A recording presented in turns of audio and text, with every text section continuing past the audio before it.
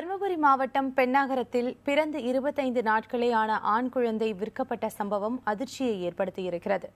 பென்னாகரம் செக்குமேட்டை சேர்ந்த அஞ்சலி ராமன் தம்பதிக்கு பிறந்த ஆண் குழந்தையை வறுமையின் காரணமாக ஏரிக்கரை சந்து பகுதியைச் சேர்ந்த ஆனந்தன் என்பவரிடம் 50,000 ரூபாய்க்கு விற்றதாக கூறப்படுகிறது.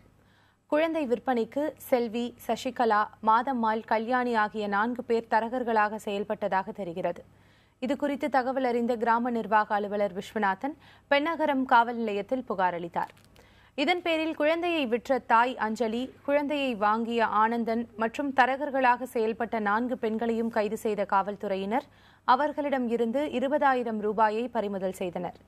மீட்கப்பட்ட ஆண் குழந்தை பென்னாகரம் அரசு மருத்துவமனையில் சேர்க்கப்பட்டு பாதுகாக்கப்பட்டு வருகிறது.